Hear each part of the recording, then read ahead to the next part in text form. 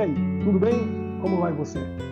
Estamos aqui nessa série a respeito do Japão, onde eu conto um pouquinho daquilo que eu passei no Japão no período de 2011 a 2013.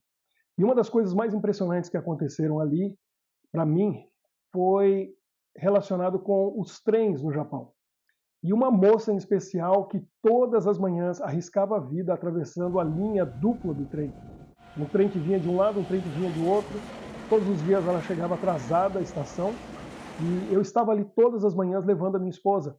A estação ficava mais ou menos uns 500 metros de casa e todas as manhãs eu ia com ela lá para ela pegar o trem para uma outra cidade onde ela era professora numa escola bilíngue, japonês e português.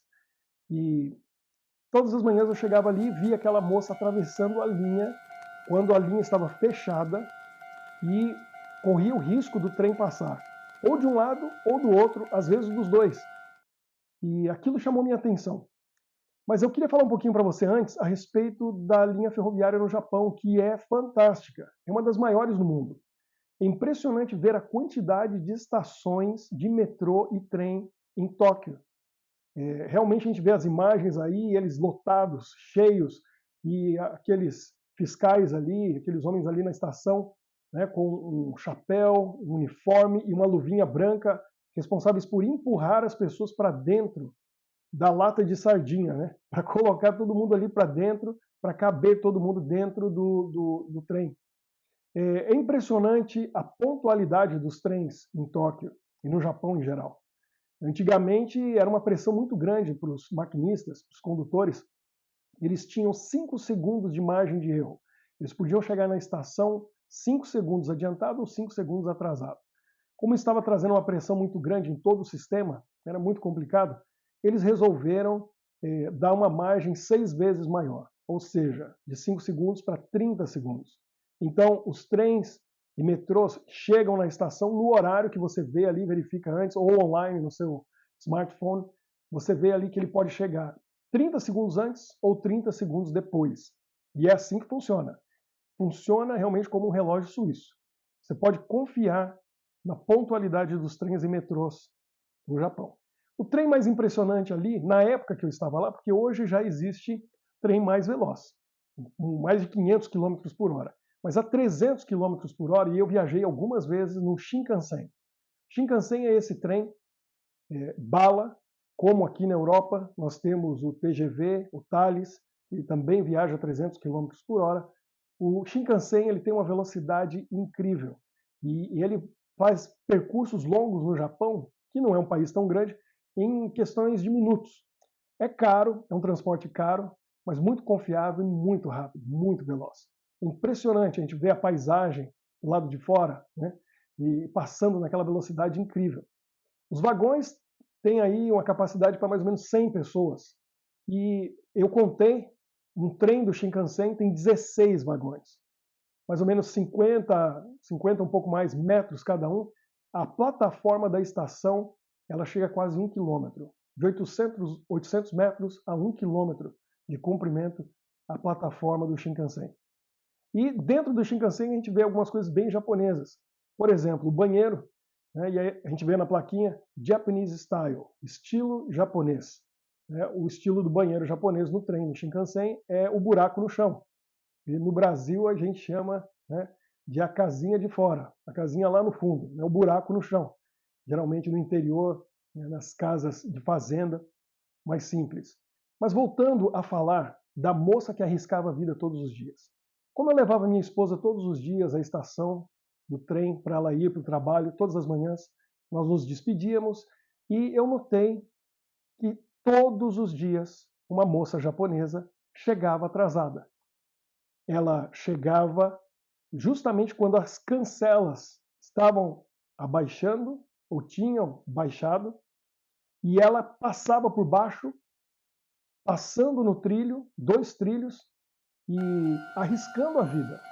Porque o trem, muitas vezes, ele vem de um lado apenas, mas às vezes ele vinha dos dois. Então, quando ela esperava um trem passar e ela atravessava, ela corria o risco de ser pega pelo trem que vinha do outro lado. Era uma coisa impressionante. Algumas vezes ela chegava tão atrasada que ela era forçada a esperar o trem passar, mas ela sempre corria. Sempre chegava correndo e sempre entrava na estação correndo, para não perder o trem para o seu trabalho. E aquilo chamou muito a minha atenção. Eu sempre no Japão andava com uma máquina fotográfica, uma filmadora, né, ou com o meu telefone, e eu gravava coisas interessantes que eu via, seja na parte cultural, seja na arquitetura, ou coisas que eu via que chamavam a minha atenção por serem bem diferentes dos Estados Unidos, onde eu tinha morado por 8 anos, e do Brasil. E eu comecei a filmar ela atravessando a linha do trem. E eu vi que fazia sol, fazia chuva, fosse o dia que fosse, ela sempre chegava atrasada e atravessava a linha, arriscando a vida. Os trens passando em alta velocidade, de um lado para o outro, e ela sempre fazia aquilo. Me chamou muito a atenção e eu decidi fazer uma coisa. Eu preciso descobrir por quê. Por que que ela chega sempre atrasada? Isso é uma coisa que nós fazemos. Nós julgamos as pessoas, mas nós não sabemos os reais motivos por que as pessoas fazem o que fazem. Por que elas são como são? O que está por trás daquilo? Então eu vi aquela moça arriscando a vida todos os dias e aquilo me deu uma curiosidade imensa. Por quê? Por que ela precisa arriscar a vida todos os dias? Então eu comecei a fazer uma coisa que eu aprendi em um livro que eu li na infância, chamado Gênio do Crime. Uma história que se passa em São Paulo e uma história para crianças, para juvenis. Bom, nesse livro, o detetive ele inventa um método de seguir ao contrário. E esse seguir ao contrário é muito interessante. Ele viu o sujeito que ele precisava seguir, ele precisava saber de onde ele vinha, onde era a casa dele, porque ele desconfiava que na casa dele tinha alguém sequestrado. Então ele começou a seguir ao contrário. Todas as manhãs ele chegava na praça onde aquele indivíduo chegava, só que ele chegava mais cedo e via de que rua ele vinha. E assim ele foi seguindo até descobrir que ele chegava de ônibus.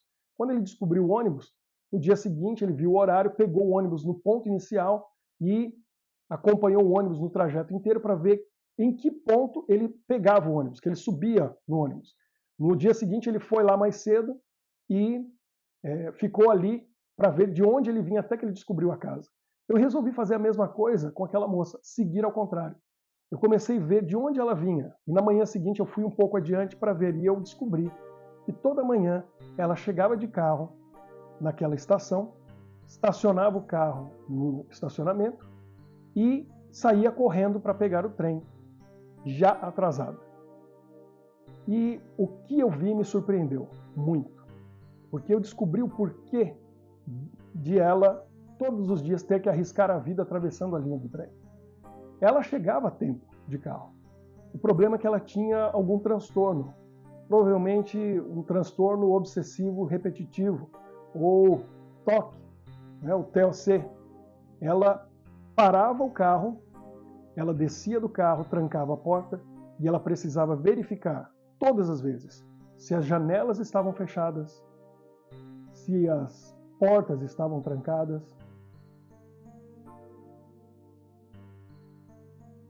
Olhava pelas janelas o interior do carro e fazia isso repetidamente, várias vezes, até que ela estivesse satisfeita. Às vezes ela ficava ali 5 minutos fazendo aquilo. Com isso ela perdia todo o tempo que ela tinha ganho chegando à estação adiantada e tinha que correr para não perder o trem. Aquilo me surpreendeu e eu fiquei, em certo sentido, chocado e impressionado com a situação, porque ela realmente tinha um problema. Ela tinha uma necessidade especial, algo que precisava ser tratado e resolvido para que ela não tivesse que arriscar a vida todos os dias. Como que eu poderia saber? Quem poderia saber? Se a gente não vai atrás para analisar, descobrir e ver que a pessoa tem um motivo por trás daquilo que ela está fazendo. Aquilo me ensinou uma grande lição, que Jesus já nos ensinou lá no Sermão da Montanha, dizendo o seguinte: não julgueis para não seres julgados. E ele disse: com a medida com que julgardes, vos julgarão também. E aquilo me fez pensar a respeito disso. Por que ela fazia aquilo? E nós podemos imaginar, né? Podemos aí usar nossa razão e imaginar possibilidades, mas saber mesmo, eu não sabia até o momento que eu vi o que acontecia. Então, o julgamento é algo que todos nós fazemos e nós nunca sabemos os reais motivos das pessoas dizerem o que dizem, pensarem como pensam, fazerem o que fazem ou até cometerem os erros que cometem. Por isso, nós precisamos sempre, né, dar o benefício da dúvida, porque nós não sabemos o que está por trás da história da pessoa, qual é a realidade dela. Eu convido você hoje a meditar nas palavras de Jesus e pensar a respeito do julgamento, porque nós não sabemos realmente o que se passa na vida das pessoas. E nós precisamos procurar ajudar, apoiar, entender e aceitar as pessoas como elas são, porque muitas vezes não é culpa delas estarem na situação em que elas se encontram. Qualquer semelhança com a realidade pode não ser mera coincidência.